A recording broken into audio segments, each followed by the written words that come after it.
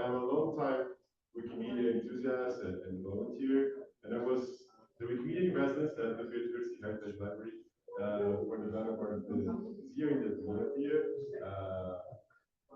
And with that, we had this idea of organizing a session about the Wikimedia ecosystem and the interplay of this with biodiversity data. So, Wikipedia is the most famous project that has a wide reach, but the Wikimedia Foundation, the nonprofit that hosts Wikipedia, also manages a set of other projects that are all tied into an open data ecosystem.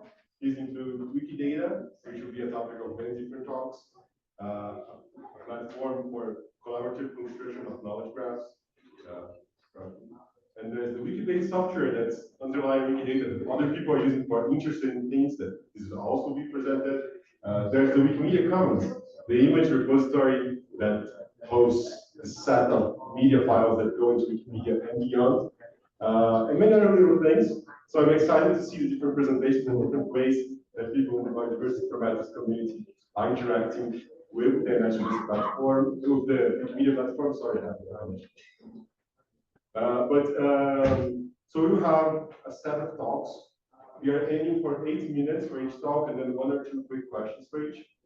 And after that, we will have a discussion time where you can bring up your use cases of Wikidata, or Wikibase, or Wikipedia, or Commons, and we can discuss a bit, of the variety of dogs, right? So with that, I just pass it for the first speaker. I guess we can just get started. Thank you all again. I hope you have a nice session. So please, another applause from the GBIF.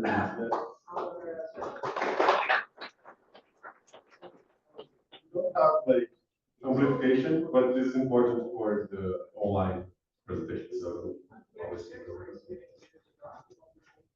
Hello, everybody. Good morning. I can take question in Spanish too. Portuguese, well, it's going to be here. Well, really happy to be here. As Tiago mentioned, I am the law manager of Argentina, but we also work a lot with another network like Wikipedia and all the wikis around that. And I bring here some of the experience that a small group of biologists we are doing in Argentina together with Wikimedia. Our challenge is that not everybody knows that open data is open, but not so open that we like. And we try just to skip that part and make it more accessible.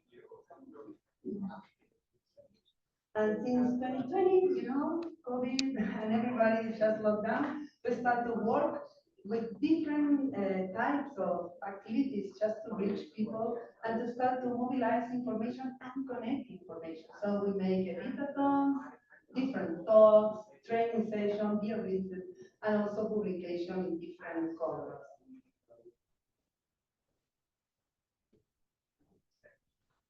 Now we have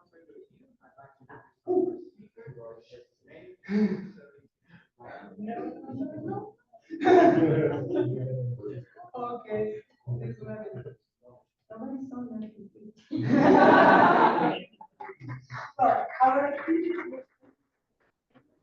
We also connect another initiative. As Tiago mentioned, Wikipedia, Wikidata, Commons, iNaturalist, Bionomia, and of course, GBIF. We focus in different things with different institutions, and there is a bunch of institutions there of different parts of my country, more of the north, of the south, with different focuses. Can be biology, or can be more about sea, or about, I don't know, insects, or even national parks in our country. And with different citizen science initiatives, some also work with iNaturalist, like Proyecto Vaquitas, this Ladybug project, just to search the basic and the native ones. Now we have another project that is funded by Wikimedia Argentina, that is Wiki Insects. And we also start to work about the biographies of scientists in our country, just main focus in the women, because we are not there and we need to be there. And the action was quite different, can be just talking about CC license to open the pictures or attribute presentation, use the org ID, just to link between Wikidata, GBIF, and Bionomia, image migration between Commons, iNaturalist, Wikipedia, and also to update the species articles on Wikipedia. And for something more punctual, sorry, for various specimens that we don't have the lucky to have the space in our institution, we upload the images to Wikimedia Commons and we link it to the GBIF data. So now we can reach it in our national portal because we have a hosted portal facilitated by GBIF. So we're going to continue supporting this kind of action. We want to connect people and connect knowledge and sharing to everybody that sharing that information is something good, that nobody's going to steal your data, your picture, your information, and that we can work all together. And just to say muchas gracias to Wikimedia Argentina, Wikimedia Foundation, the Global Biodiversity Information Facility, to Tiago, just to have the idea to create this space, and to all the speakers and the people in this room that are interested in this topic. Thank you so much.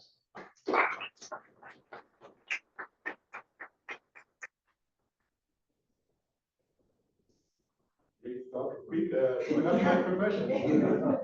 We're going to have a session. Yeah, we have a session in the end, but I think we can take 1 or 2 questions for each. Okay, So, I think we need yeah, to. correct. Yeah, but then there's the virtual audience, so we need to do this. There's also no questions. Okay.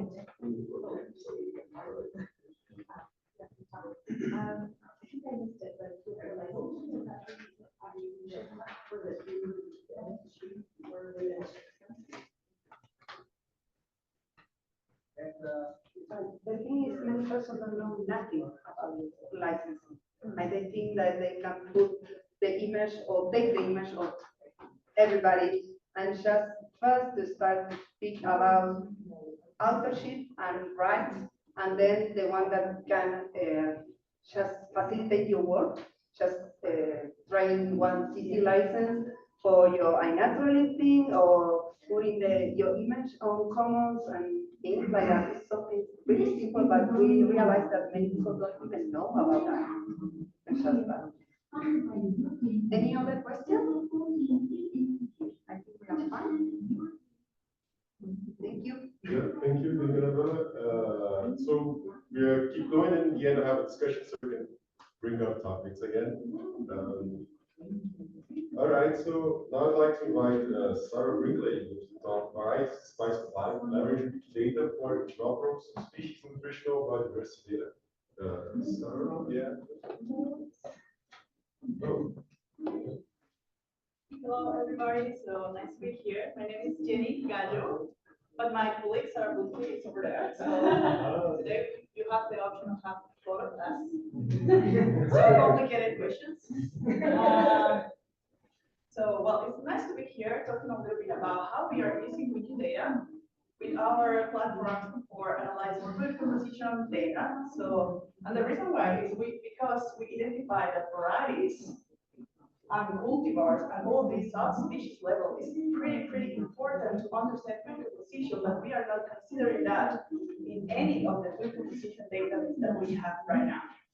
So today I will talk about variety and the spice of life. We're going to use Wikidata for interoperable subspecies, nutritional biodiversity data. So I have to start talking now. Yeah. No. Used to be me, but it is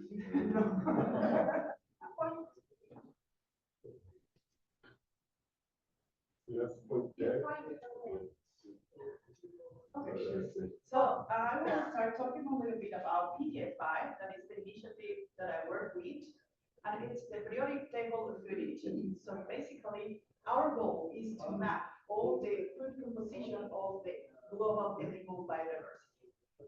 And yes, that is a big challenge because we have several problems or let's say challenges, like for example, standardizing the way that we are generating the data, and we are doing that through the development of several food omics platforms, but also we have the challenge of how we can collect or characterize our food to include or to make it interoperable with other food composition databases, but also with other fields. Like, for example, all the different groups that we have in this conference. We also want that you can use our data for food composition if you are making any kind of research.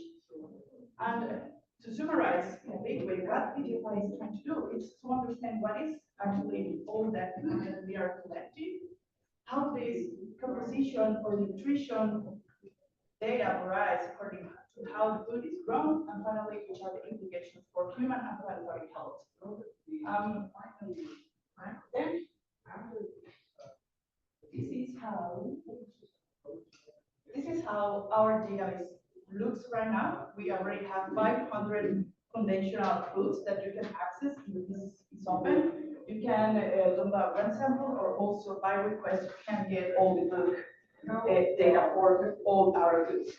Something interesting is that we have all the metadata. You can click on there and you can see more than 40 metadata elements that are very descriptive, comprehensive, and includes more than 18,000 of compounds for the different foods that we have. We also have in the up, you can see that we have the food ontology hierarchy for all our foods. So we are using ontologies to describe our foods and to make it interoperable with other databases and ontologies. And then we have been working a lot on standardizing our metadata, making it mandatory, because PTFI is actually an ecosystem of partners around the world collecting data. So we really want to collect exactly the same metadata from all these different centers to make it comparable. We are including also descriptive metadata for different aspects that usually are not considered, and this is, for example, for individual foods. So one red tomato is different to a green one, and we are not using composite analysis, we are using single foods. So we can actually collect a lot of interesting data, like, for example, the origin of the food, which is the collection band, which is the difference between the specimen, that is the organism per se, versus the sample. So we can have, for example, difference between the beet greens versus the beetroot. This is the type of differences of metadata that we have. Also, the preparation state, like raw, cooked, this is also very different and important for human health, and so on. And finally, we are using ontologies like NCBI for biological diversity. So we are mapping all the species named for our food, and we are using food for classification system, food processing, and food component. However, subspecies entities are not represented on NCBI or any other database like GBIF, for example. So we wanted to include all these variation because, as you can imagine, all these varieties of cultivar are different if we are talking about food composition data, flavor, texture, and so on. Then we decided to create food on IDs for these cultivars, but food on is not a taxonomy ontology. So we realized that maybe this is not sustainable, especially because we have a small community of persons working on food on, and then we have to include this also another task for taxonomy. Then we started using Wikidata as taxonomy, as our taxonomy subspecies level. Then, for example, here we are using moss-fish tomato cultivar from Wikidata with the URI from Wikidata mapped to our food on specimen ID and to our PTFI food composition data. Of course, we have some characteristics like a particular cultivar should be an instance of a cultivar using all the Wikidata classification system. It's an instance of a cultivar, it's an instance of a cultivar group. So we can collect all these data from Wikidata and from all the information that we have. And finally, this Wikidata cultivar will be linked to the NCBI taxonomy. So we are using all at the same time to maintain the interoperability of our data. And then finally, this is how it looks right now. So we have, as you see, NCBI taxon. Then we have our new cultivar from Wiki. So we have the URI from Wikidata linked to NCBI, linked to Foodon, and linked to PTFI. So we have like the whole information in just one place, working together, and we are using our SSOM mapping to map all these Wikidata to the different NCI taxonomy. So it's great to be using all this power from Wikidata to give more information about the composition. So finally, like just to summarize, these are the values of this approach. We are representing intraspecific diversity. We are using persistent identifiers, knowledge about cultivar level, these mappings to make it more clear and easy to do.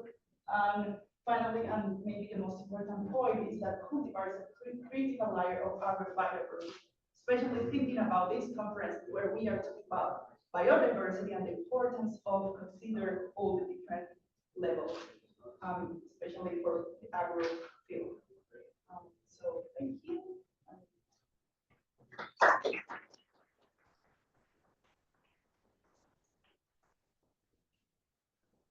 Thank you very much, and great presentation. So, do you have any questions from the audience?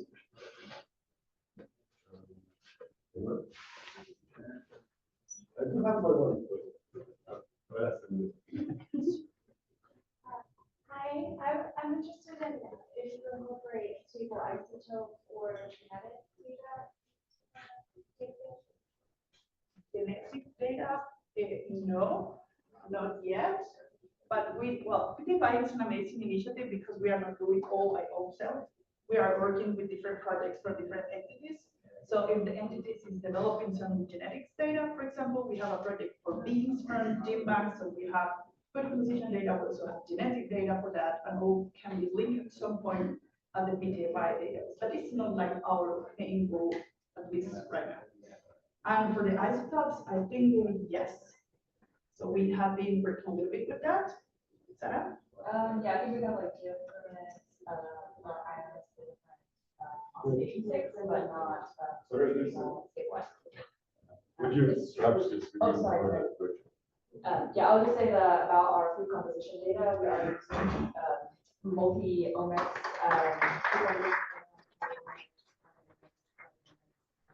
but not really looking at stable isotopes, only oxidation state for different ions. So, yeah, thank you very much, Amy. Sarah? Oh, we do have time for one more question, so I'm curious in this process of dealing with Wikidata, if you encountered any difficulties with the community, like, so were you modeling something in a way that the community didn't like, or did you get some backlash or some editors? So how was this? Because when Wikidata were built in the open, right? So did you have any kind of situation there? Or? Yeah, we are actually working very closely with sorry, but with a person from Wikidata who is helping us with all these modeling, and she explained us how to create a different cultivar models and all this. We are trying to also standardize the way that we are creating the cultivars in Wikidata to make it more standardized, because we have a lot of challenges. If you look, for example, for tomato cultivars, you can have that is an instance of, but in other cases is a subclass of. So we are really also helping to develop Wikidata in a more standardized way. So it's like a win-win. Wikidata is helping us with creating all these models to include it in Wikidata, but we are also helping them to standardize and participate as part of the community. But then, yeah, there are some challenges, and it's the thing of working with the community system, but it's also the power of this method that we can have a lot of more information from the side of the community. We are also considering to include, for example, Wikimedia as part of BDFI, to include pictures about the varieties that we are analyzing and linked to BDFI. So yeah, it's like there are challenges, but we are working on improving. Yeah. So thank you very much, Amy.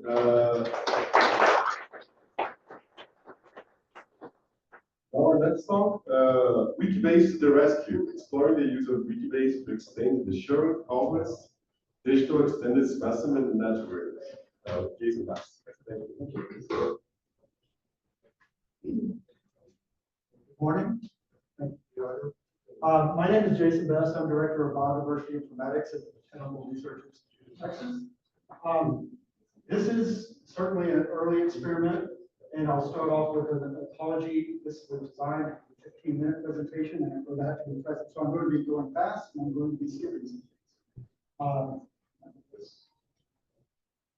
So if you're not familiar with Sherwin Carlquist, he was an American botanist who was well known for his island geography theories, his work on wood anatomy, but also for his extensive capturing and photographic images of field specimens before and as they were being collected.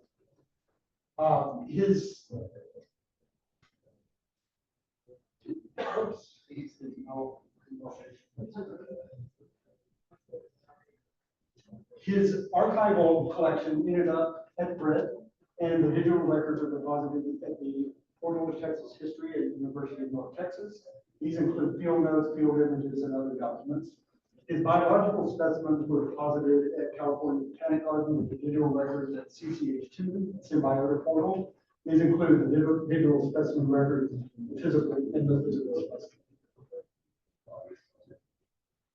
Our goal with this project, our overarching goal, is to link these using some of the tenets of the extended specimen network or the digital extended specimen.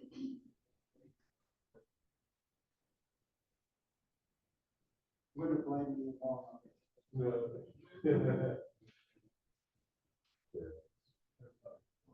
I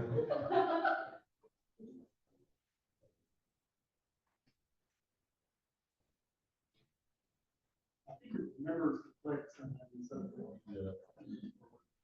Okay, you may go back here.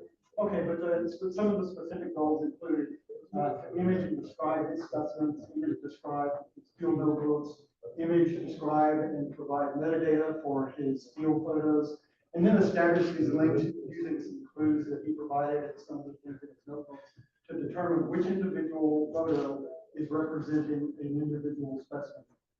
And finally, to apply these links across two different platforms to interlink the specimens that we found in the same.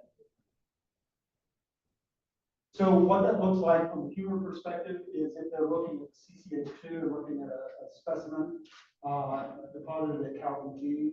That includes the specimen record, the specimen image, and now we also have links in the related occurrences that will allow an individual browsing this page to click on the link and then go to the Portal of Texas history record, which is a field image of that exact same individual, representing a physical slide that is deposited in the archives that had been digitized and now has a metadata record.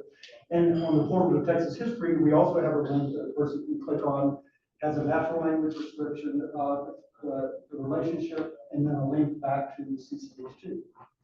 So what that looks like in a side-by-side is a person looking at each of these pages has the ability to navigate between these. So we've achieved our primary goal of creating the extended specimen network.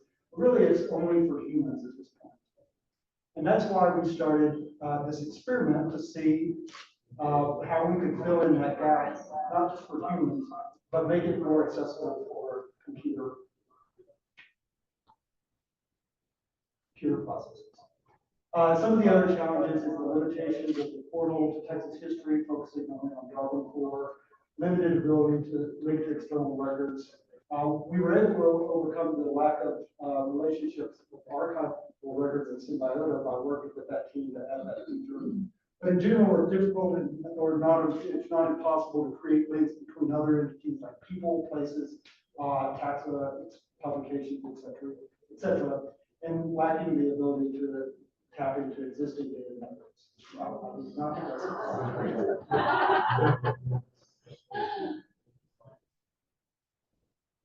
Okay, so we believe the extended specimen network concept aligns very closely with the idea of linked open data. So we started exploring different platforms that we could use to achieve that. You're probably familiar with what it looks like to browse a page on Wikipedia.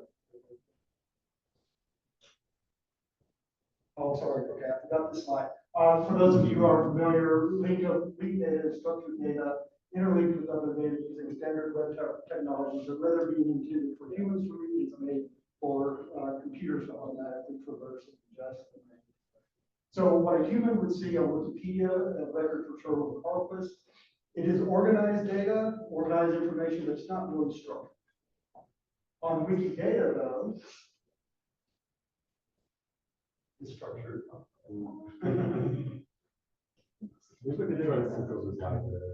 Yeah, and I could just ask you this. So in Wikidata, this record already existed. Someone had entered this. It indicates that he's a human, his date of birth, his occupation, where his collections and archives at, a link to the BHL, creator ID, etc. Next slide. So using this technology, we think that we could create this linked open data or linked data network that is more appropriate for machines to navigate. So we did that. We explored exactly what it would look like to create this an instance of a bunch of specimens on Wikidata. All the properties you see on the left were already in Wikidata, so we took advantage of indicating that this is an instance of a parent specimen collection, but most importantly, the URL links to the source image on CCH2. Next slide. That we also created a link to the field image of that specimen. We used existing properties. We included a link to the specimen image of the Total Texas history and a property called said to be the same as, making a reciprocal relationship between the specimen and the field image. So I'm going to skip past these. We've covered some of these. And I'm going to really run through these fast because I know I'm running short.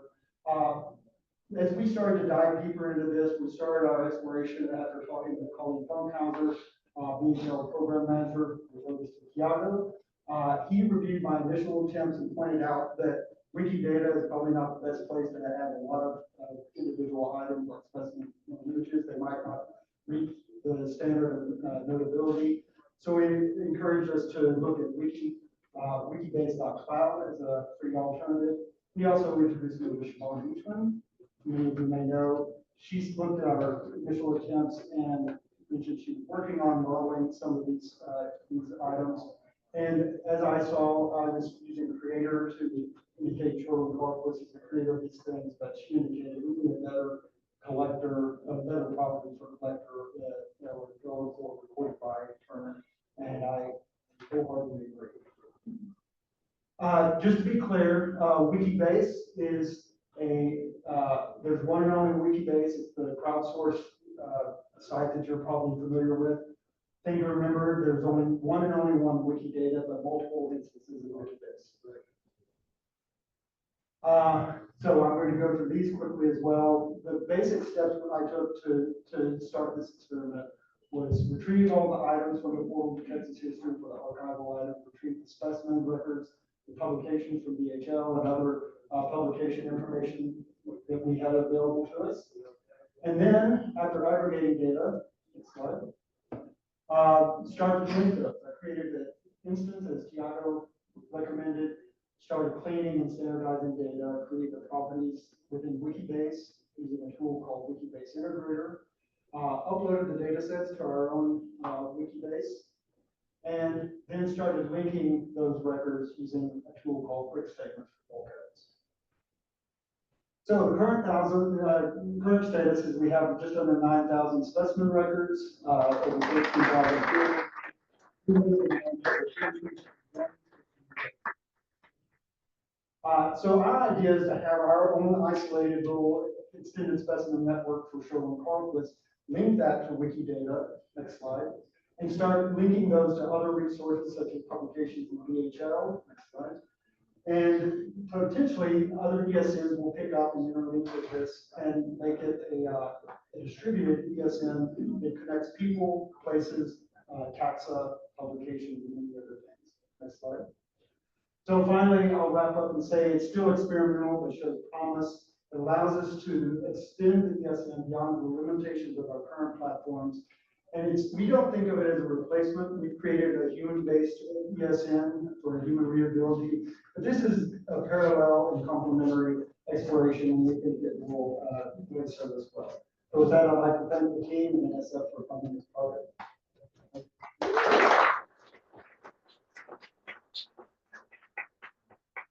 Thank you, Jason. That's great. So We have questions here?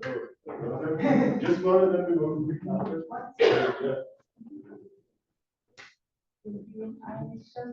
I am wondering if you are thinking about the new Darwin data package to do all that.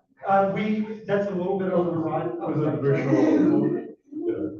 So the Darwin core data package is a bit on the horizon. I'm not too familiar with it, but I will be looking at it. I know they have the used with IRI statements that could be used for this. So it's very quick and dirty. It's very early. I'm probably going to do this 5 or 6 more times before I get it right. But I hope this community will help course correction and get me on the right path. Yeah, all right. Thank you again, Jason.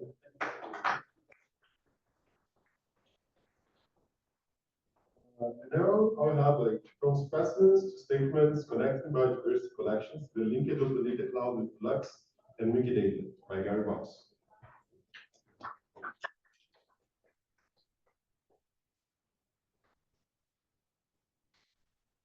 And I'll try to control the slides there too, so just, Thanks, Gavin. Good morning, everyone. Just wanted to welcome you to this session and thank you for coming to the presentation. I would really like to acknowledge my co-presenter and colleague, Jessica, for really helping me to get a lot of this put together for the entire extended specimen network and what we do for the ELP Body Museum of Art. So in this work, what we're trying to do is put together a platform for enhancing discoverability of all of the collections information across not only the ELP Body Museum and all of its 12 collections divisions, but also the Yale University Art Gallery, the Center for British Art.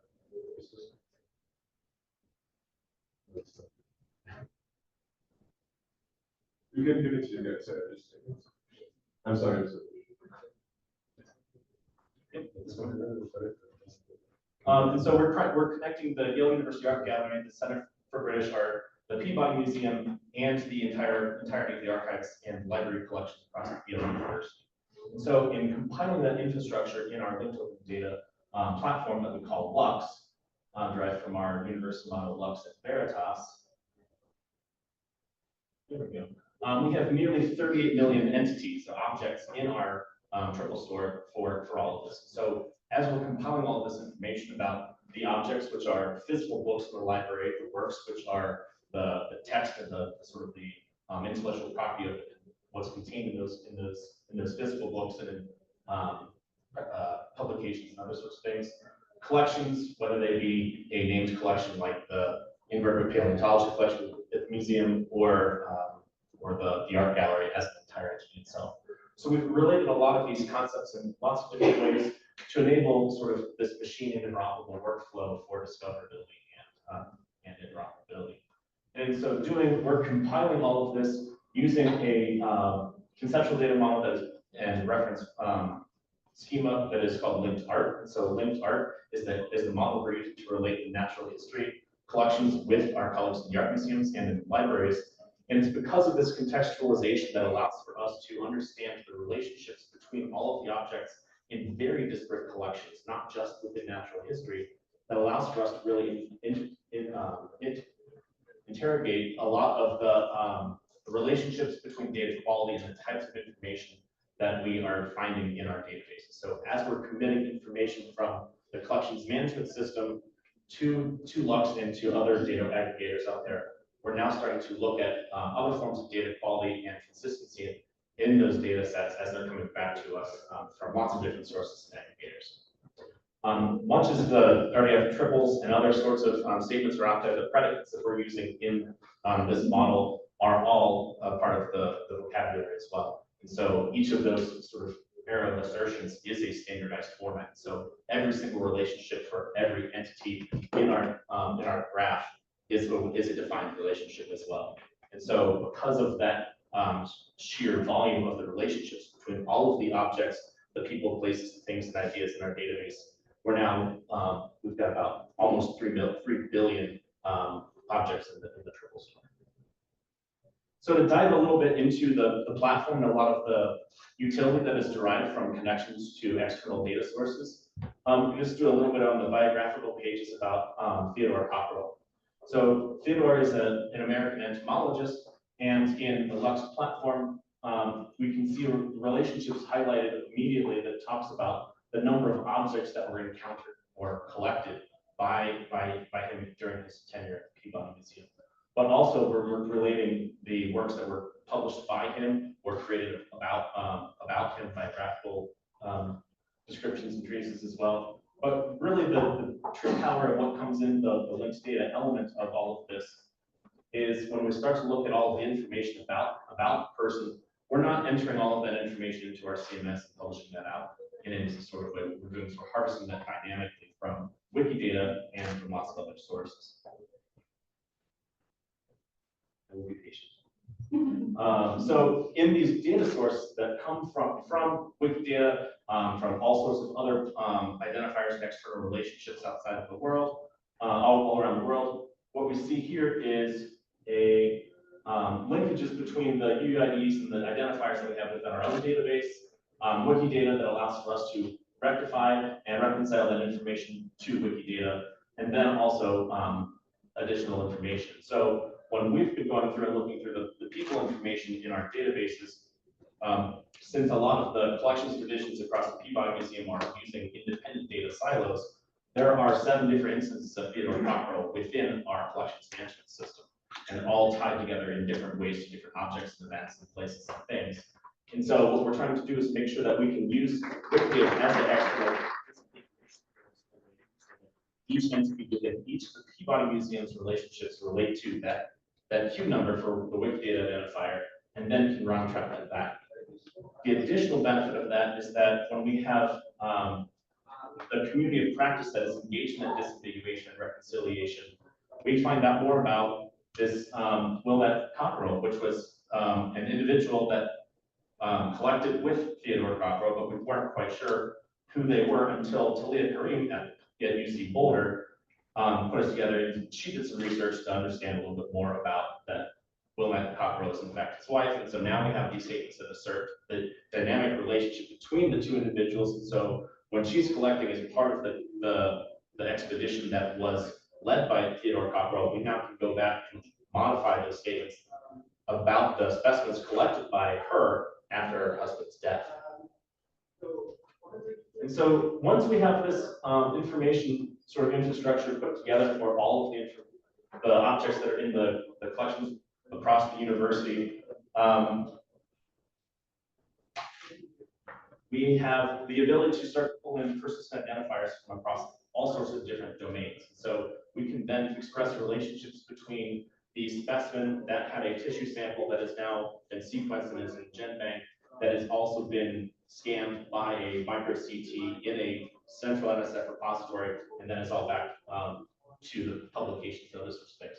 So we're building that knowledge graph as semantically as we can. We're adding data sources constantly, so that way we can sort of build out this project. And in the spirit of open data, we're also making sure that the entire infrastructure is freely available and open to those that are interested in what the extended specimen might look like for their work.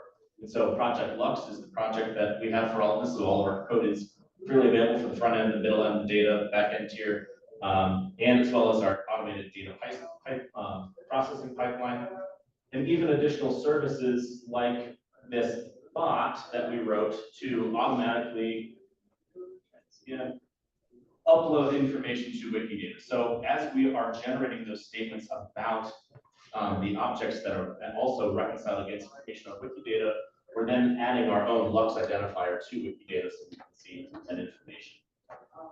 So when all of this comes together, we can start to put together big pictures of what the history of the universe might look like. And this pointer's really killing me.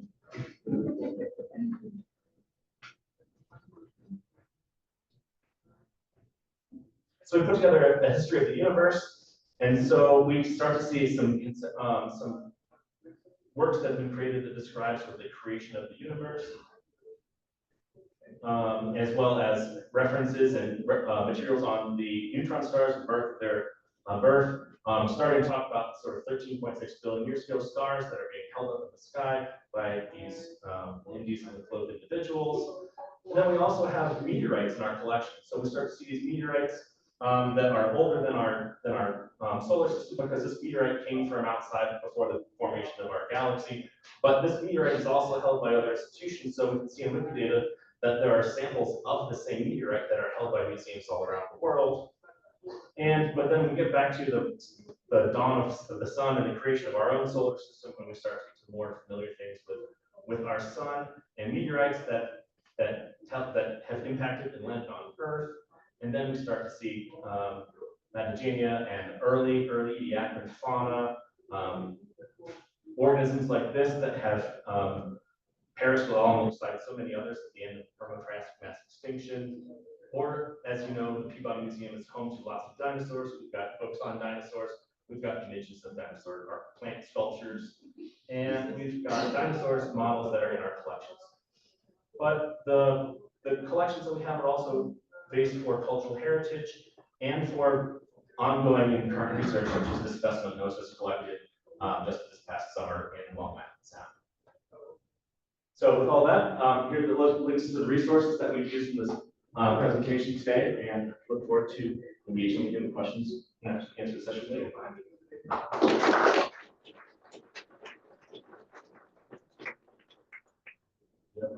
Gary, we have time for one question. Someone has it.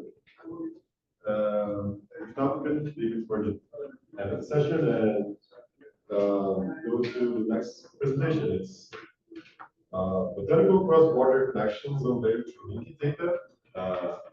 Anyone was presenting, but I think it's Julia. Yeah, Julia. Thank you. Here it will work. Are we not using the pointer anymore? Okay.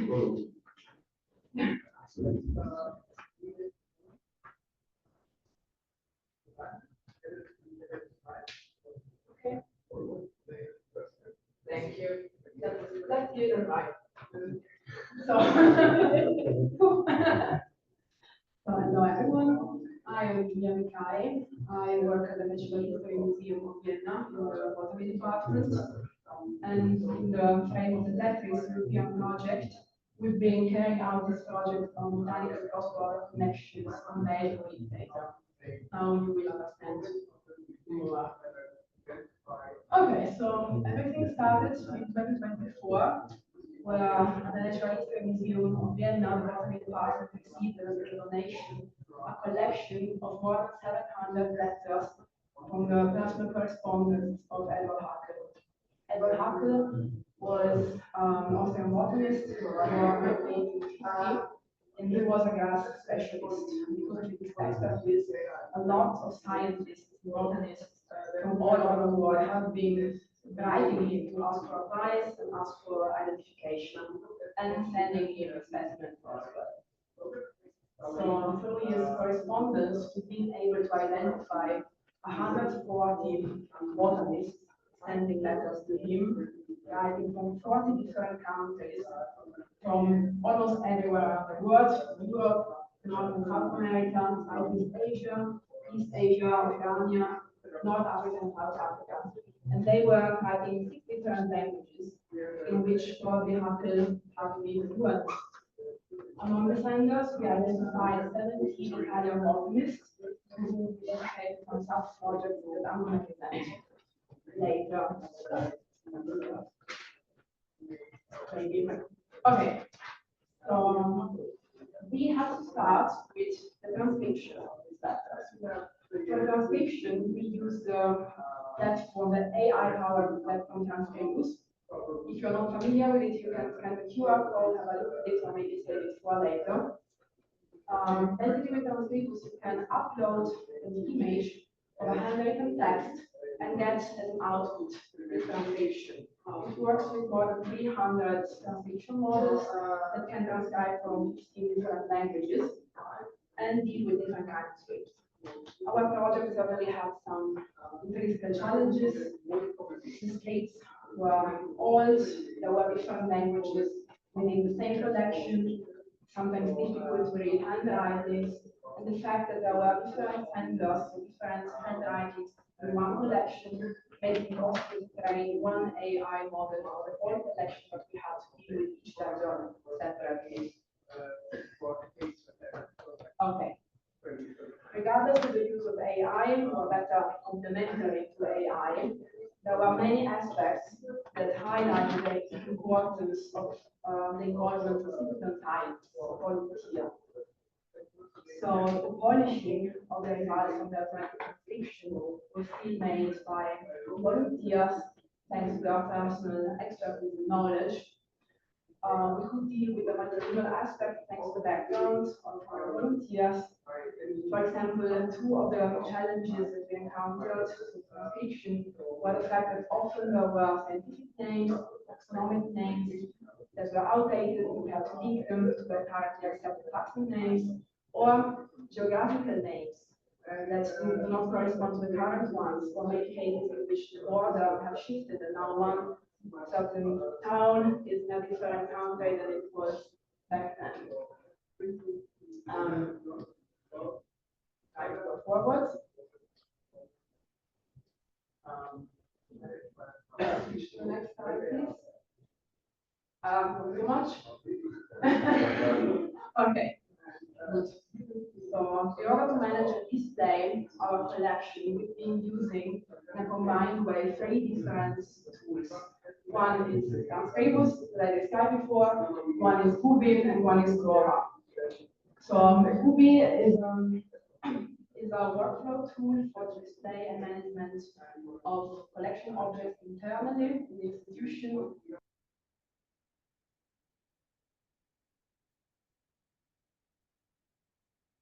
Each object metadata saved in Cora and linking both to Gubi and to Transcribus, which its image and transcription. The transcription of this letter made it possible to link the biographical data of each of the senders on Wikidata and Bionomia with the specimen data on the JAP system and on the GBIF. So, for example, here we have a letter written by the botanist Arthur Degen in Hungary. And in the letter, he mentions one specimen of Brontus rubens. Now we know it was actually Brontus rubens, collected by Michele Loiano, the botanist. So, since the grass collection of Hakel is deposited in the Herbarium of the Naturalistic Museum of Vienna, thanks to the information contained in this letter, we were able to go in the herbarium, find the specimens, and correctly attribute it to Loiano. Let's come to the public results of this work.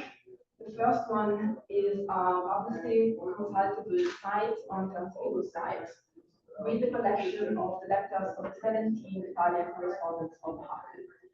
You can scan the QR code to have a look yourself, or again, save it for later.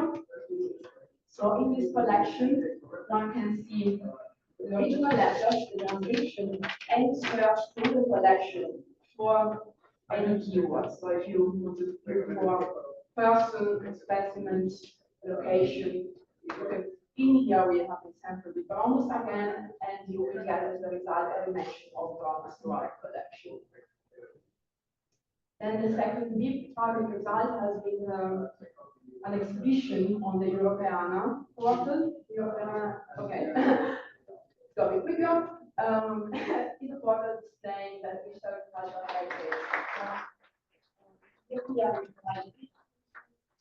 exhibition is basically a story format with several chapters featuring digital objects from different institutions. Nowadays, it is available in Italian and English. Have a look, and in the future, it will be available in German as well. The biographical data from, sorry, I still want to say one thing, from the 17 Italian botanists is available now for the first time in English in this exhibition. Okay, go forward. Okay, so the last result is still a work in progress, but you can still have a preview of it if you scan that QR code. It's the curated slides again for Edward Ackel and his 70 Italian correspondents on science stories. So science stories, maybe some of you are familiar with it. is a platform that connects data from Wikipedia, Wikimedia, Wikidata, and in our curated story also from the JAX system, and puts together a user-friendly story for any person with a Q identifier. So you can put in a Q identifier and you get displayed a story with a timeline, with connection to documents, images, locations, anything. You can have a look. So to summarize, in conclusion, the significance of this work, why is this significant? So this allowed us to highlight the importance of supplementary materials such as letters. They can also be field diaries, notes, etc. for natural history collections. We explored ways to make the supplementary material available and consultable online on a global scale.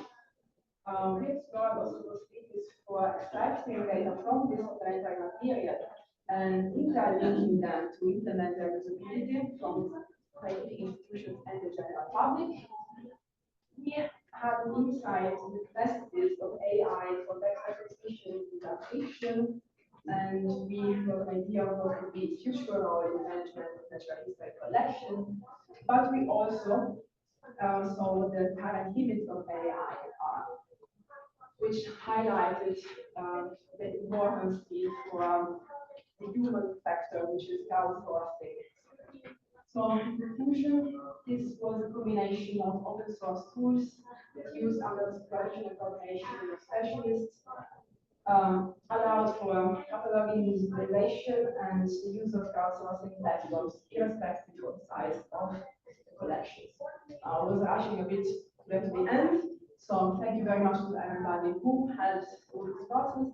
Thanks to Heino here, and yeah, if you want to see what exactly this project is about, this is the last QR code in my presentation.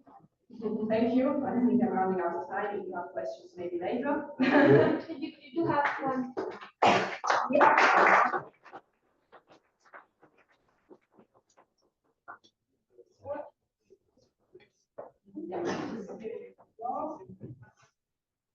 Yeah, thank you very much for this presentation. So, does anyone have a question or have time for one? Well, I have one. Just a little bit more about, again, about how Wikidata fed into this infrastructure, right? So, do you consider other alternatives than Wikidata in this process, or it was like the main source that inspired that you could find? It was, sorry.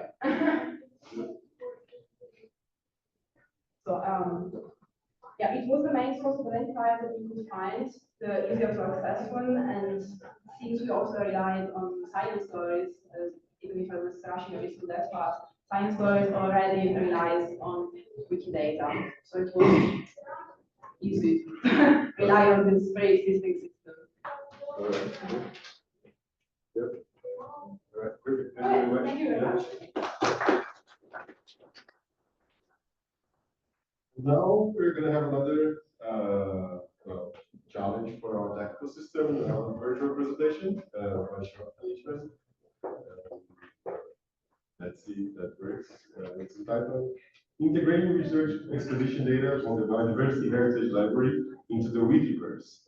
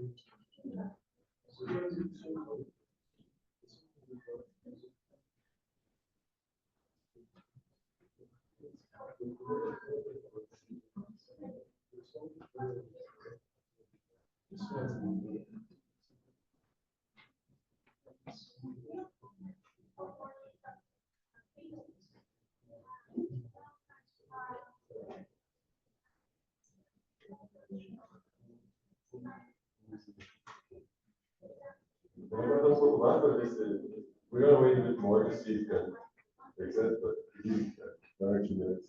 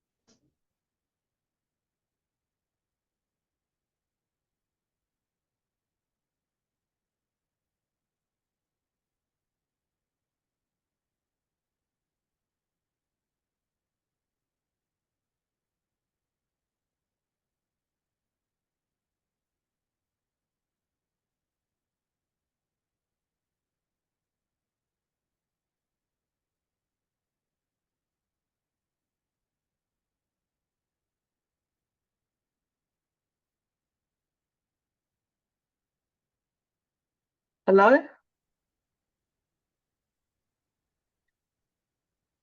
Hello?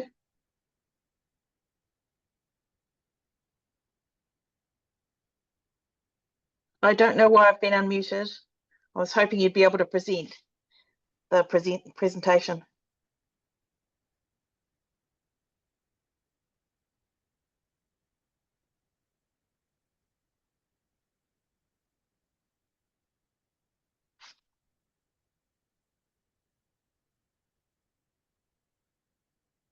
Hi, I can't hear anybody if anybody's trying to say something to me.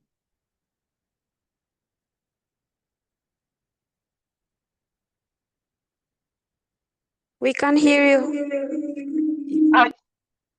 I'm getting a lot of feedback. If people want, my presentation is in Wikimedia Commons. I'm happy for you to carry on and get other speakers. We've taken up enough time.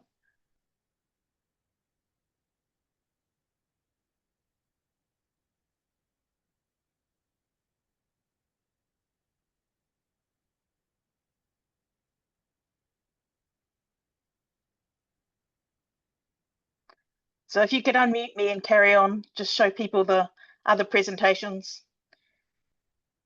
I'll put the link to the slides later. Or you can go on to the social media under #LivingData and see the presentation.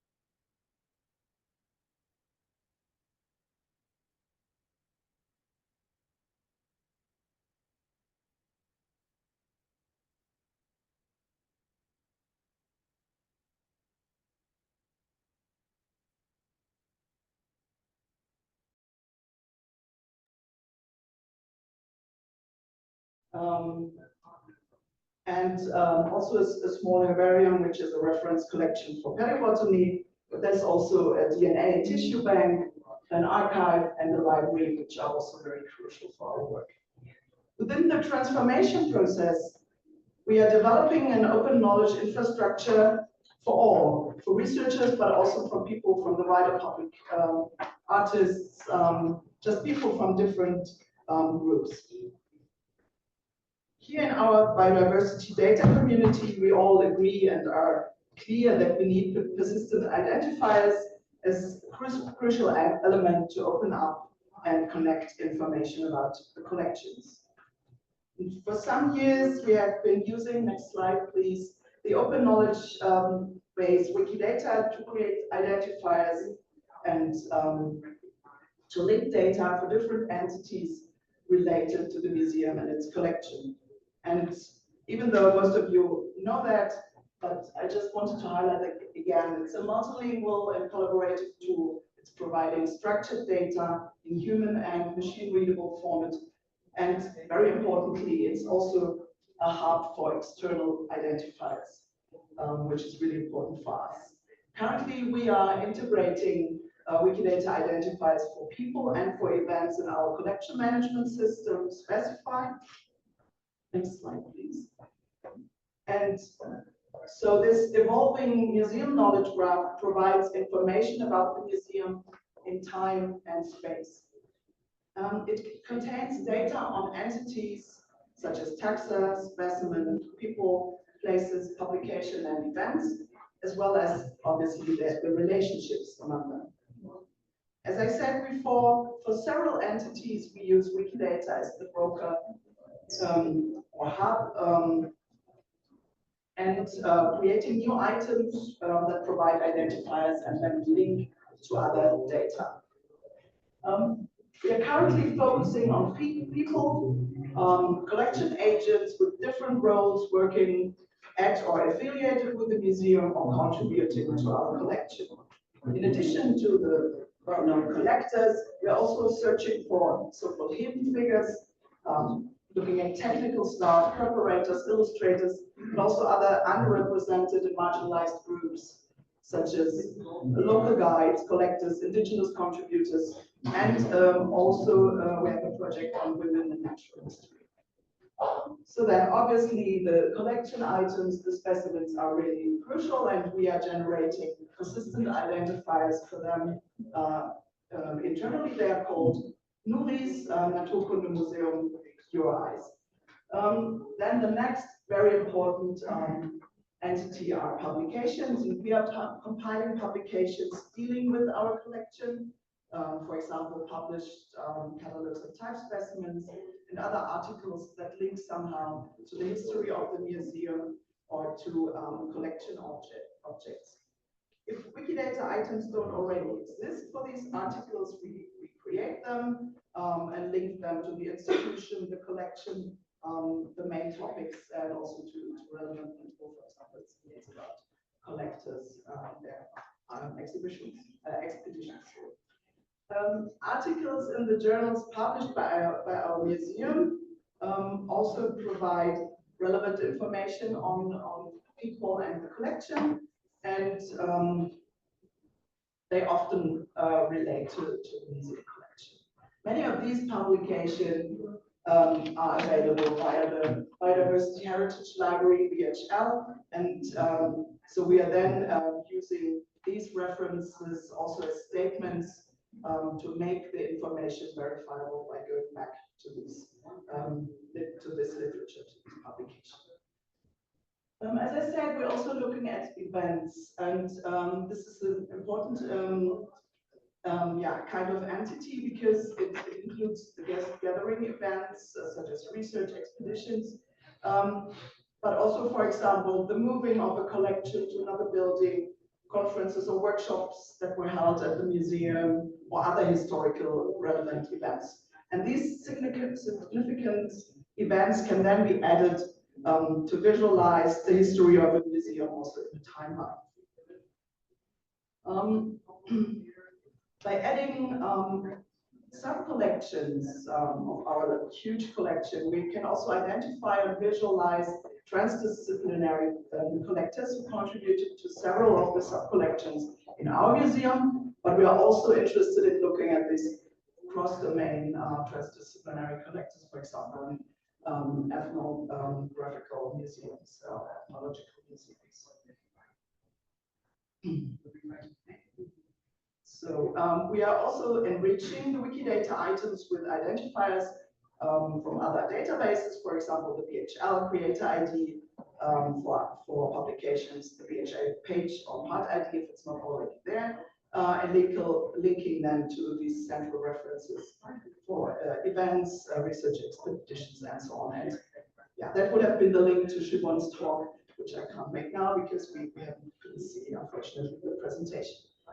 In addition, we are connecting to the archives and the archival records with inventory numbers and links to finding aids if they are available, hopefully to improve the accessibility to really relevant sources such as field notebooks, correspondence, diaries, etc., helping us also to uncover these hidden contributors and to improve historical contextualization, for example, colonial context, which is really important for our collection. Next slide, please. So this is a work in progress, but we're now increasing the number of connected entities. Next slide, please. And we currently have more than 1,000 collection agents, people associated with the museum with different roles connected. So they have been recorded. We have Wikidata items for them. We have connected them to the museum. So this can mean we have linked them because they were employed by the museum. It can also mean that objects gathered by them are housed in the museum, or that we have an archival record in our institutional archive. For these people, we are then using, we have heard about,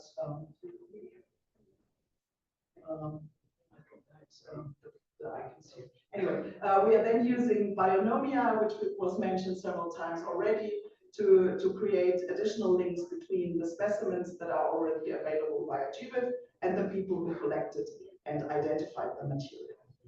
And as I said, we are looking at the sub-collections and organizational units, also because this helps in monitoring and reporting about output, and also look at people who have contributed to different sub-collections. We have by now compiled 200 plus publications related to the collection. 3/4 of them are published type catalogs that can also be used to then link further to type specimens. And we have 3 journals, 3 museum journals, which for some years now been published by Pensoft Open Access. We are enriching also the historical content in Wikidata. For partly the articles are already available, linking them most often to VHL, but we are enriching these items to have also the main subject or the publication type to be able to filter for something like type catalogs or obituaries or other topics which are relevant for research. Many other connections exist and can be created. For example, we have a dissertation award by the museum, which is then linking to the museum, to the prize winners, and also to the foundation who's supporting this, and also, for example, to closely connected societies. I have created this wiki project here, no QR code, but I will share the slides in Commons. So that helps us to keep track of the named entities related to the museum.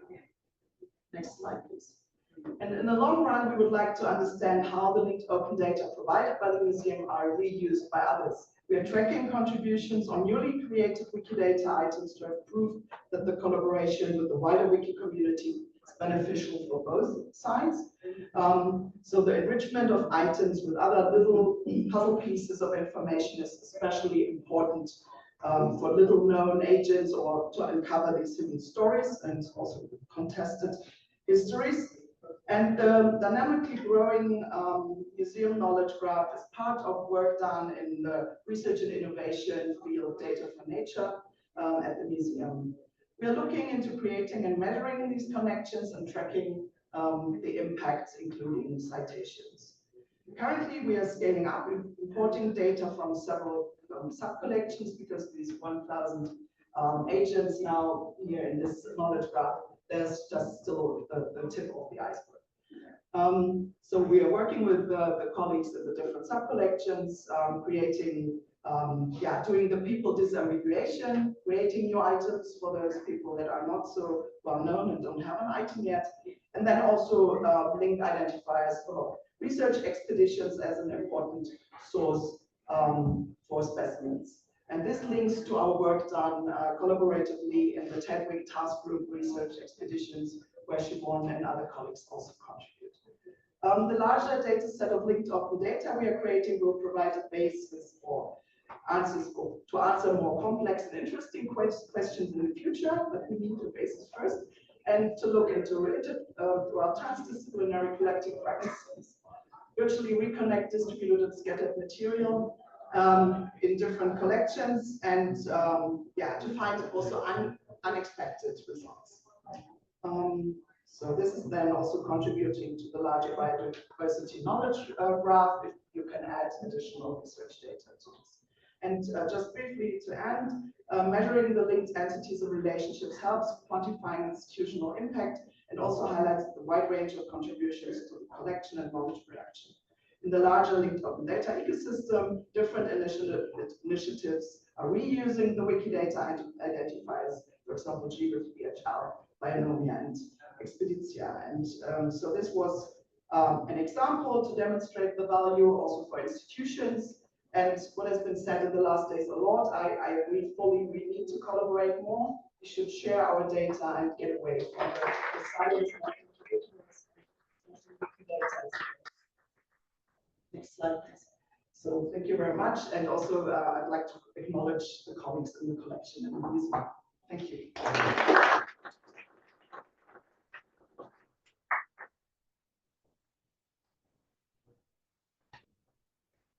Awesome.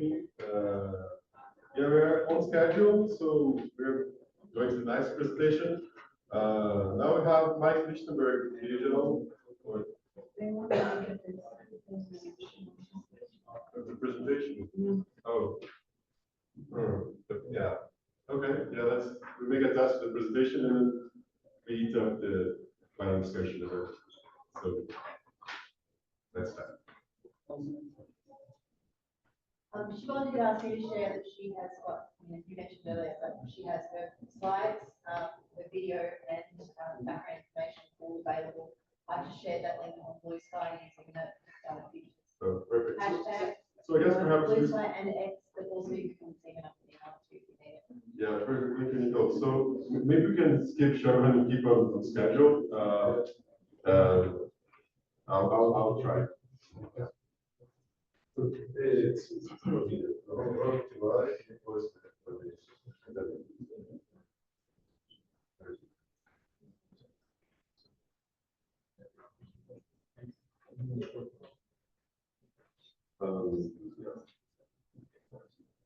It's just a second.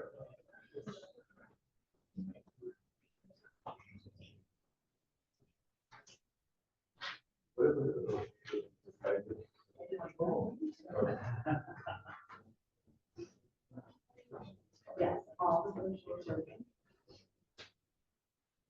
Okay. All right, so we have Lichtenberg, the visual using links from wikis to help discover content in the Biodiversity Heritage Library.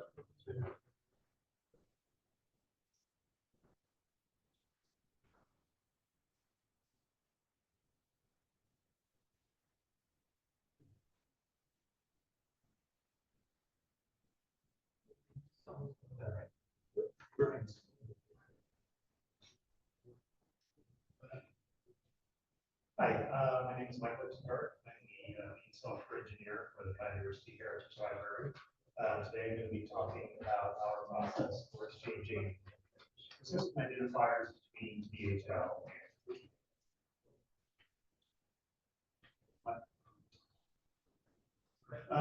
I assume most of you are familiar with DHL.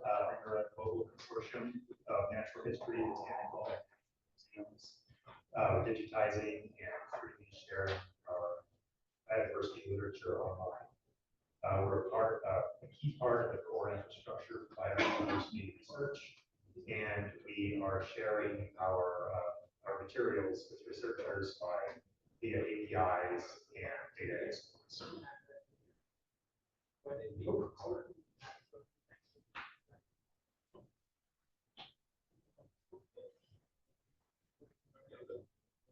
we go. Wikidata, I'm sure everyone is familiar with. It has particular importance as a hub for persistent identifiers. And in fact, many of these records are directly linked to DHL, which is one of the key enablers for us being able to exchange identifiers between the two systems. Next slide. So why are we doing this? Why are we exchanging identifiers? Our initial goal, or our main goal, is to strengthen the links between DHL and Wikidata and the broader biodiversity infrastructure. We hope to enhance the discoverability of biodiversity literature. And one other benefit of doing this is it makes curation and making corrections in the two systems much easier when the identifiers are shared between. Slide. Here's a brief overview of the process. First thing we do is query Wikidata for any entities that, any DHL entities that are in Wikidata that have identifiers attached to them. We then take the results of that, import anything new into DHL, and then we turn around and create lists of anything that needs to go back in the other direction. Send that on to Wikidata, where Wikidata volunteers and DHL staff work to make necessary corrections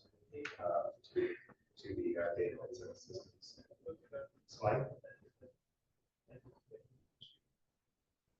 So getting data out of Wikidata is really the key to the process. After that, it becomes really specific to the system you're putting the data into. But getting out is very similar for, should be very similar for anyone. So here's some things to know. Sparkle is the query language for the RDF format, which is what Wikidata stores its data in. If you're familiar with the SQL language for relational databases, Sparkle should feel very familiar to you. If not, Wikidata provides a query service, which you can see a screenshot of it here on the right-hand side of the slide. And this tool provides tutorials and other tools for beginners to get you started. And another benefit of this tool is once you have run your queries, you can export results in a variety of formats, including TSV, CSV, or JSON.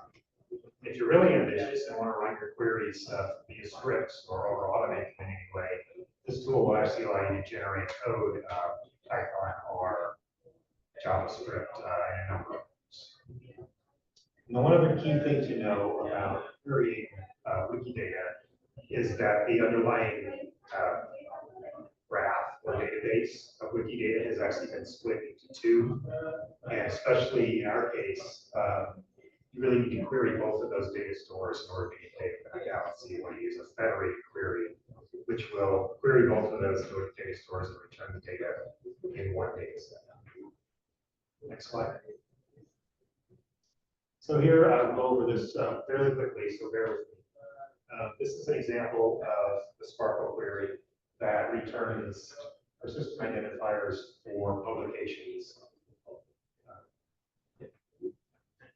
Yeah, the first line here shows the data that will be returned. You can see there's the first one is a BHL title identifier, followed by a Wikidata identifier, and then two additional persistent identifiers, an OCLC number and a DOI. Next. The next part of the Sparkle query is the where part, and this portion of the where makes use of a Wikidata property identifier. You see that 4327, which represents a BHL title ID. So what we're going to be returning from this query is elements, any element in Wikidata that has a BHL title identifier is eligible for data to be returned from. Next. This next section shows exactly what we will be able to return from that set. Again, you see the Wikidata ID, title ID, and two more property identifiers that identify the OCLC number and the DOI. I'll just note really quickly, there is a tool that you can get at from the query tool that I showed on the last slide that allows you to look up the property identifiers. So you don't have to guess what number you're looking for. Next. And the last thing I wanted to point out here is the union.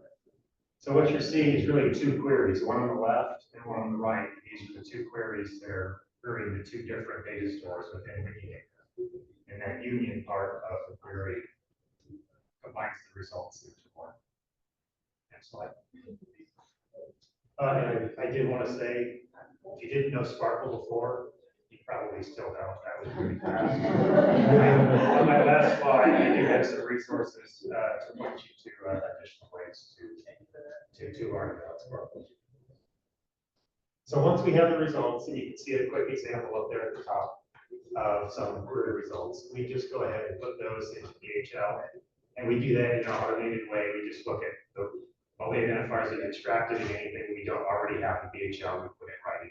We do not do any curation at this point. If you were doing a similar process for your system, you might want to switch that up, but for us it makes sense to go straight in.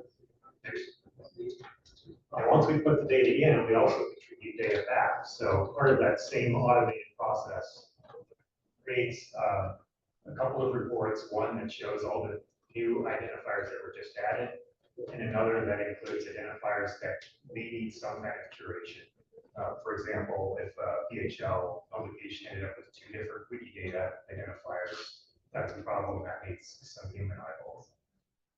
And those reports are sent to Wikimedians and to PHL staff who work collaboratively to look over those reports and make any necessary corrections.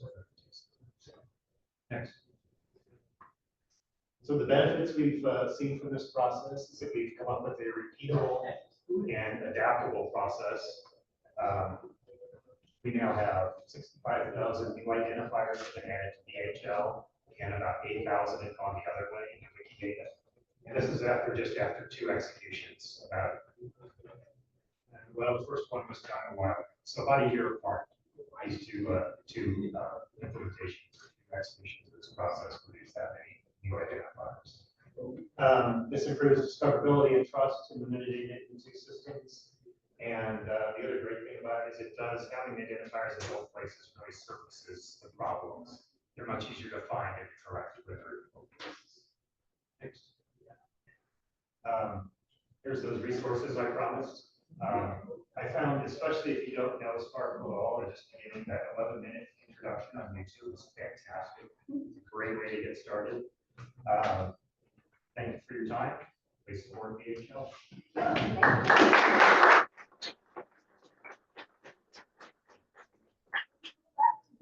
Please. Okay, whatever you like. So I take this opportunity to invite everyone to share the slides after on Wikimedia Commons on this page for the event. I will send some emails. But yeah. All right. And also to submit the presentations as extended abstracts part of this collection. That would be really nice to have this nice stuff. Things for the future, so we can reference this. All right, so anyone else take pictures? So we can thank Mike again.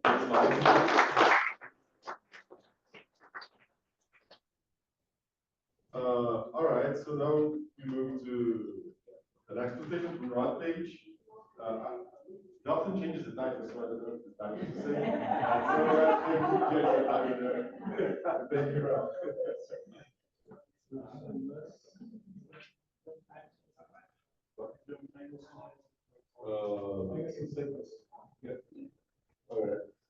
Okay, what could possibly go wrong? So I want to talk about the sort of relationship between wikis and VHL, and also deals with topics. It's going to be sort of very short and sweet, and then it covers the few wikis. So let's go. Next slide, please. So if you go to VHL today, you're going to see this. The feature of VHL is uncertain, helpful, and also coupled with that, there's a few kind of technical issues for various different reasons, mostly AI roles. AI roles are hammering VHL. So it's a bit of a tricky time at the moment. So VHL is looking for a new homes. But one thing I think is coming out of this to like a good thing is it's a crisis, but maybe it's also an opportunity to rethink some things. I've been playing around a little bit with different kind of interfaces to VHL. Next slide, please. So this is just me messing about what can make VHL look pretty, and if you adjust the screen size and things sort of, so you can see it on the phone and stuff. There's various kind of things. And this is, not particularly great, but it's just sort of stuff. But one advantage of sort of making a really good interface is you can try new things. So obviously, VHL is a really big project. It's hard to tweak those things, and there's so many things to depend on. But if we have a separate experimental toy that looks rubbish, that's okay, we can have it replaced. Next slide, please. So I want to talk briefly about 3 different kind of wikis. So there's Wikidata. I won't talk much about that. We could a lot. I might get some great kind of stuff with queries and short stuff. I'm sure I've got some cool stuff. I'm going to talk about one of the projects I've been involved in to Wikidata. I talk about wiki species, which is kind of the neglected wiki family. If you haven't come across it, it's I think the only topic-specific wiki there is on Wikimedia application. It's sort of basically people crowdsourcing taxonomy of life. There's probably about 11 people involved in it. But I think it's potentially gold mine. And lastly, I want to float this idea of using wikis to help us figure out which are the most important and interesting features of VHL. Next slide, please. So Wikidata, I won't talk much about that. I'll just done a good job. Our also contribution in this area, I made a little toy to sort of try and navigate through Wikidata. If you go to Wikidata, it's basically a huge data machine. And there's a little tool called Alec, and one of the useful things about Wikidata is you can model relationships. So this is the history of the journals of comparison theory. As far as I can reconstruct it, it's a nightmare of name changes. It's really hard to sort of figure out what's going on. You can model that data, and now it kind of visualizes it for you. So it's kind of a tool to kind of experiment with those sorts of things. So the QR code there, you can see that. That's just a little kind of way to renegade. Next slide, please. Now, these species. As I said, it's a small topic-specific wiki. And lots of people are basically adding species names and also literature for those species names. This is just one page that's sort of actually truncated that enormously. This is a page for Maurice Pick, entomologist, and there are hundreds and hundreds of articles listed on this page. And that's a gold mine for VHL. It's one of the challenges VHL faces. We have to scan all these and convert those into articles. Probably the best way to do that is to get data on articles. Wiki species is kind of idiosyncratic, should we say. They don't follow the same convention as Wikipedia, but they have this kind of data. It's possible to pull it out. A couple of years ago, I did about 250,000 references that potentially could be added. So that's a kind of useful kind of source of information. Next slide. Now, why is this important? So I wrote a tool called BioStore, which is one of the main sources of articles in VHL. And the challenge you face is we sort of have information on an article, like the journal, the title, the volume of the page, and hopefully that's reasonably good. We've got to try and match that to similar things in VHL, like the title of the VHL item, which is usually page numbers. Sometimes these are Roman, those are Arabic, all kinds of weird things can happen. We're trying to match the titles. We can use OCR text in VHL, sometimes the OCR is great, sometimes not so much. So any kind of source of this sort of information is great. So it helps us make that mapping and pull out things out. So I think Wikispecies is going to be really useful. Next slide. So now the final kind of thing I want to look at is VHL is very fond of saying we have a bajillion pages, and it's currently 63.5 million. Yay. This is a wonderful post that Chris Wheeler, who used to work at VHL many years ago, is now into the archive. He made this poster for VHL, basically as covers of items of VHL. So 63.5 million pages is wonderful. Well, that's a lot of pages. Which one is the most important? This is about 62 million pages is maybe overwhelming. So I was kind of thinking, maybe given that wikis, like Wikispecies and Wikipedia, and other sources like taxonomic databases, like Catalog of Life and so on, all link to VHL, they are telling us something. So the pages that they link to are going to be some people's. So we can kind of use that as a signal to which pages are most useful. Next one. Now, there's a bit of a challenge here. So I guess this is one of the, it's not just a VHL problem, but VHL is kind of a great example of this. Because we're on a web browser, we will cite something. The temptation is to copy the URL. And I think we've eventually weaned ourselves off that with journals, because journals say, don't do that, cite DOI, cite DOI. So we're kind of looking weird at that. In VHL, because it's inherited into an archive browser, if you just sort of copy the link of the page you're looking at, it can be anything. It can be the item you're looking at with some sort of details kind of moved away from the starting page. You can actually get a nice clean link to the page. You can write on a different page and then have you might have a single page, 2 pages. Whatever you're doing, you get a different link. So you and I could be looking at exactly the same thing, and they got there differently. The URL will be different. And these, of course, are the things that people stick in to Wikimedia. Wiki species and so I wrote some code to try and figure out how those matter for this. This gives me a nice clean database of links from wikis to VHL pages. Next one, please. So results. Just realized I looked at this. Top film, this is the top almost linked to. I was just being too quick. So Wiki Species have about nearly 72,000 links. Well, pages of Wiki Species to be shown. Most of those links hit fairly well-known sort of major contexts on the paragraphs. They land on the front page, which is useful. This is a page. This is a pretty random page. It's got lots of plant names on it, so it's important. Next slide, please. Wikipedia actually has roughly the same number of links. The top hits are different. Again, some pretty major kind of monographs, an IUCN book, butterflies, this is another butterfly thing, and so on. Just kind of telling us these things are important. Next slide.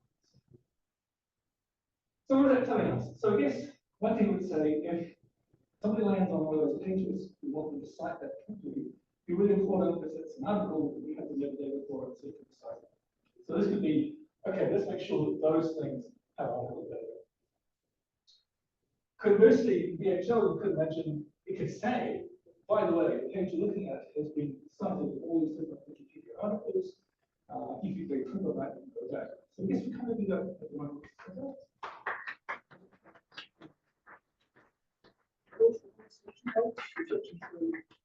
62 million pages. There's been a link as well. Next one.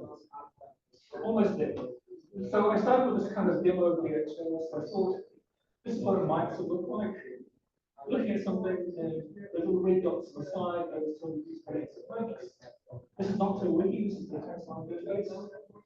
These are two links on the page. So that just database here, after I'm on this one, looks at those features. So these are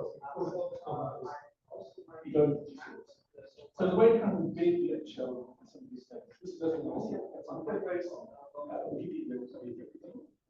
Last is on the slide. Okay, so yes, lots of other students on it, but I think it's a really useful opportunity to make an experiment play with and maybe deploy with like showing the child. Thanks for your time.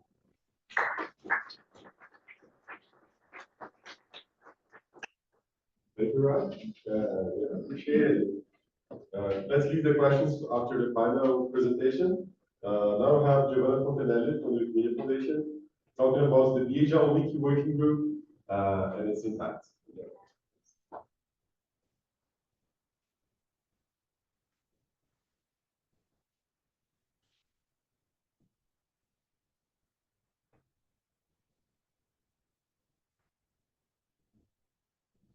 So this is also going to be reading because my memory has not been the same for the last few years.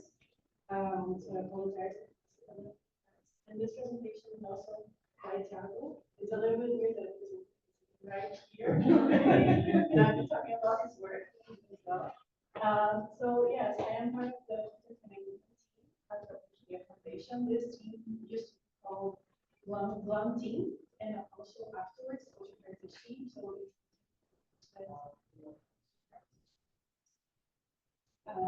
and I just want to next slide. I just want to give you some context that we have been working with libraries, galleries, libraries, archives, and museums, and other knowledge and heritage institutions. And those have been like there have been hundreds of initiatives like this around the world, not only from the global north, but also everywhere. And those institutions, they join by the common goal of preserving cultural heritage and sharing knowledge with the world via image donation and open. And as this is Wikipedia, the Wikimedia projects, we have high metrics from that. Next slide, please. Oh, and by the way, we are going to have a conference on this topic on heritage next week. So if you want to join online, pages. And one of the things that we have been observing in the last few years is that some institutions are choosing to do a different kind of engagement. We are calling, well, I'm calling them Wikimedia working groups. Biodiversity Heritage Library has Wikimedia working groups, such as well the Digital Public Library of America, the Smithsonian, the British Library, Getty Institute and some other institutions. Next slide, please. And a few years ago, I wrote this post without this idea about Wikimedia. And after a few years, I realized that this was actually not something about this. Then what is the power of this work in years old? Thus, the advice I would give to volunteers or young professionals who would like to start long initiatives on Wikimedia projects is to better understand its community and to really interact with the users.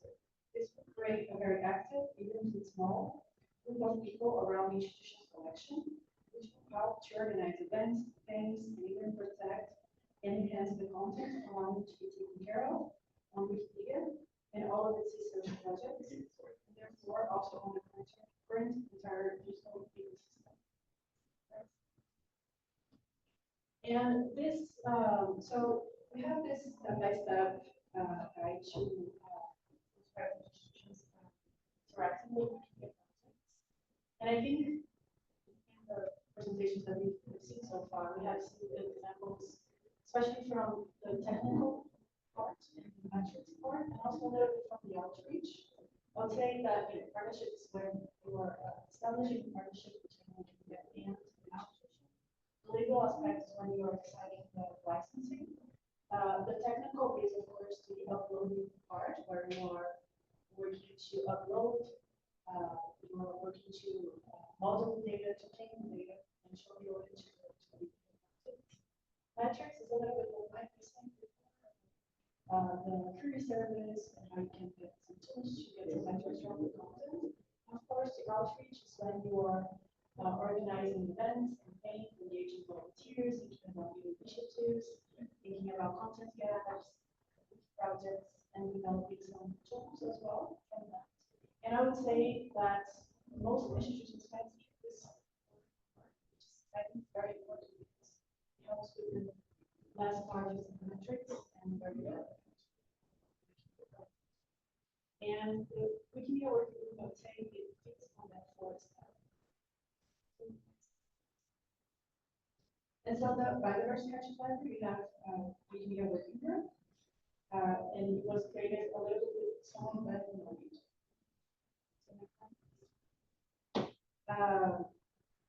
This working group has started in December 2023 as an employee of the publication Defining Biodiversity Knowledge to support life on a sustainable which talks about how the range of different open data accomplished by the range of data accomplished by via the Wikimedia projects is necessary to share biodiversity knowledge. And this working group, we have some members. It's composed of 35 members across 21 organizations. The members have been supported by DHL and their Wikimedia. They have been supporting DHL and their Wikimedia efforts with data modeling, as well as outreach and implementation activities, and also some publications. Next slide. Next slide as well. And one of the things that this working group also did was with recommendations they identified from the paper that I'm showing before, and organized it in a way to be shared and voted by the Wikimedia as priorities that we want to arrange from the paper. And also for Wikimedia permission to read this and try to do something about it. Next, please.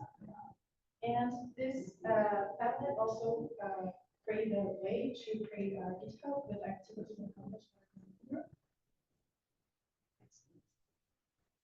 And basically, this is a working group that engages with communities right on DHL's data on Wikipedia via an official charter and norms, via planned activities, via recurring monthly meetings, and very active. Next slide, please. This is, I think I'm going to jump this, but it was 75. And also, as part of the work, to engage communities to from DHL's data and enhance its data from November 2024 to April of this year, DHL working group hired Tiago as a resident to work with activities. And among many amazing things that Stripe did was this meta wiki portal centralizing all the documentation from DHL, which was before spread around Wikipedia, Wikimedia, Wiki Commons. So this was very information. Next slide, please. Thiago, who's here, also created some DHL statistics that are available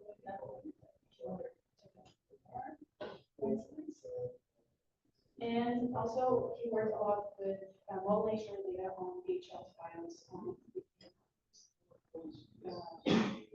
next slide, please. And also added more than 10,000 shared data statements on DHL images and helped the community to add 8,000 more. So of course, this is work with great impact and a lot of modeling work. So next slide, please. And also created a repository that hosts the codes for parsing and updating Wikimedia Commons for files from DHL on Wikimedia Commons. Next, please. Sorry if I'm going too fast. And also, Thiago developed the DHL image explorer tool that uses GBIF API to navigate taxa and locations for species on 18,000 of these statements, showing on common statements on DHL images. And also using this Commons Impact Metrics API that we launched in the foundation last year, Thiago also was able to create this tool that helps us to visualize the data. I couldn't show all of the ways that it shows the data, but it's really nice. Next, please. And this work was also accompanied by a hypothesis in the foundation for the annual plan. This was the first hypothesis that was owned both by the foundation and the Wikimedia movement, which is hard to believe. And we worked with two hypotheses. The first one was, is the DHL will be a regular breeds commons categories and descriptive guidelines for South American and or African species locations. It will make 3,000 images more accessible to biodiversity communities. And the second one is if 3,000 well-described images of South American and or African species are released to the wider biodiversity through some events and worklists, 300 images will be utilized on Spanish, French, and Portuguese. We're trying very hard to add this with the diversity aspect, and also of course connect with other languages of language. Next one, please. These events happened in March and April 2005. However, the hypothesis were planned at the end of 2024. And in this period, the US went through many changes, and business segment and DHL as well. And it was right at the time that it got more difficult to protect the surface. So these events, they suffered from that because they couldn't be properly publicized. And we couldn't really prove the second hypothesis. The first one, but not the second one. Needed people to be in the events, and we couldn't publicize it as much as we could. We had some events that had, like, especially the Spanish one, had a lot of people in it, but it was not the impact that we aimed to have because of justice law with the entire situation where it was happening. And so the currently the DHL working group is alive, but in a pause, while DHL is going through the reorganization. And I just want to say to finish up that working groups like this demonstrate the power of collective and collaborative efforts, as well as resilience in times of crisis. So I invite those who are here and represent culture organizations or data providers to think about this possibility. Next one.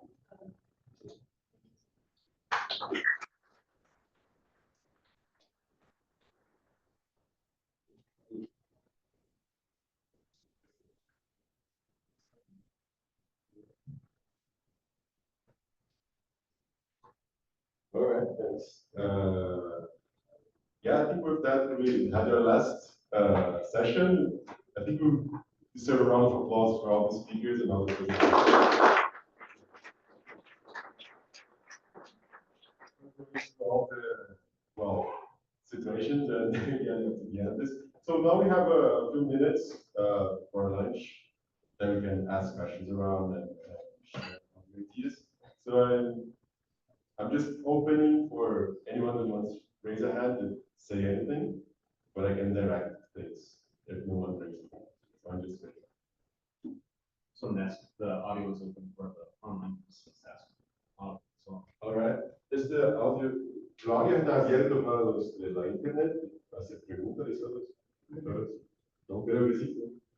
So if someone is listening to me, or you can ask questions. All right, so if no one's, oh yeah, thank you.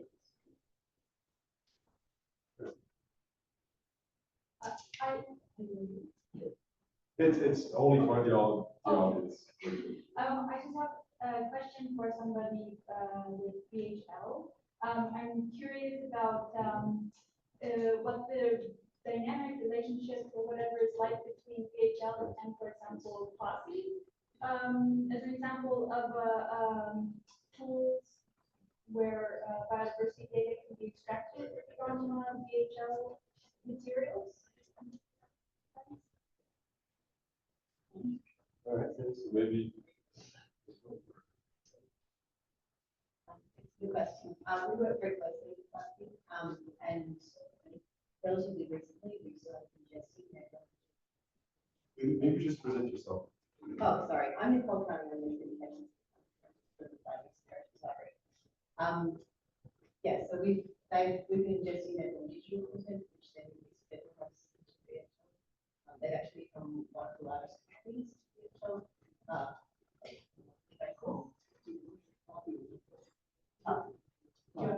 yes. Sorry, that's right as well.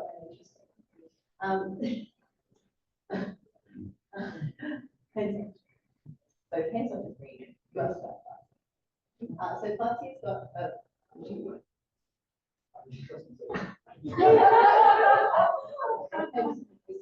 tell me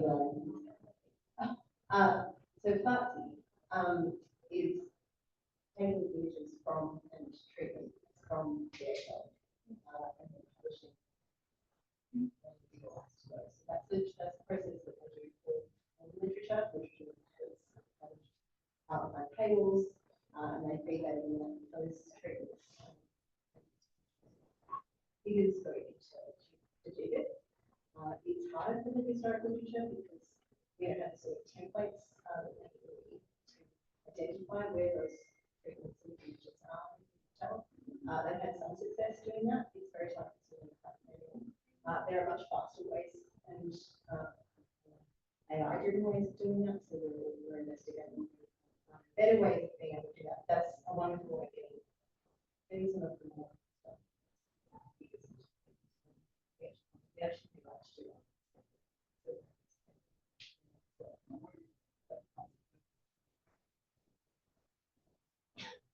Yeah, thank you.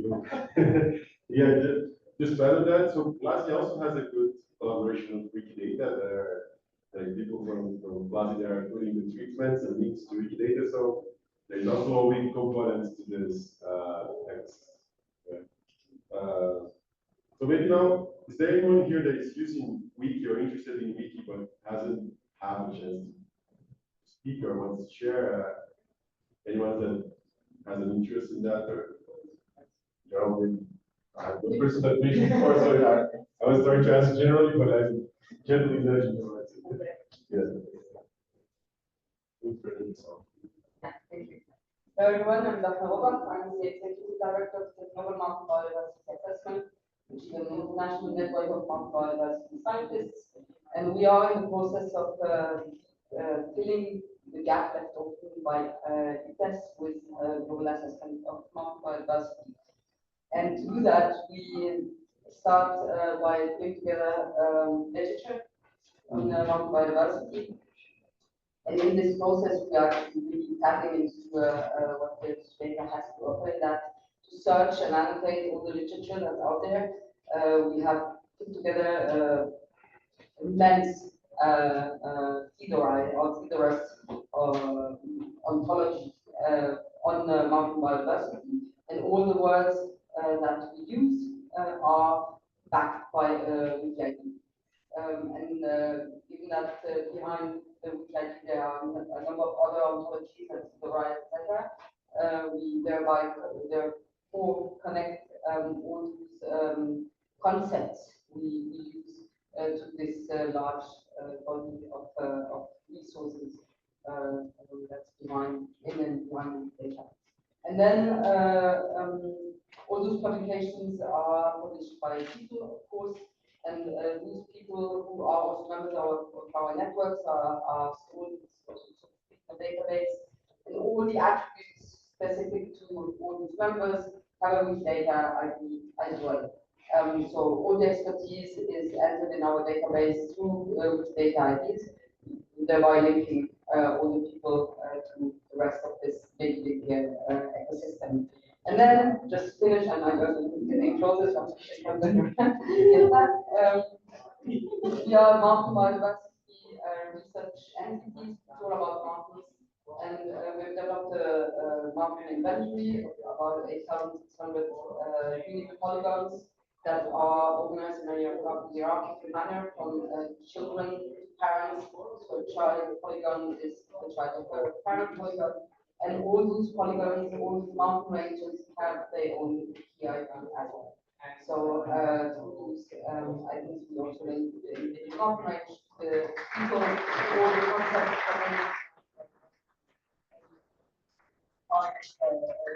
knowledge graph on together. That's about it. So data everywhere. Yeah, I think so.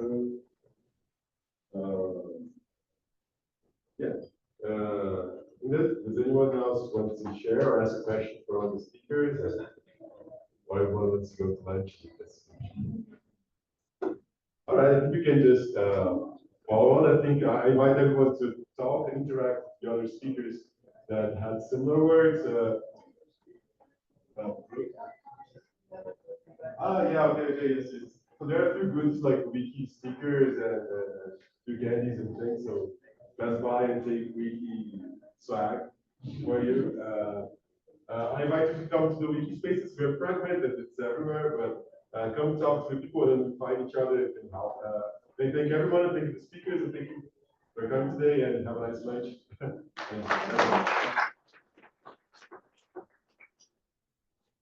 So yeah, should we take a photo for the speakers or anyone else who wants to appear in a photo? So we take one here. Yeah, maybe let's take about 20 minutes.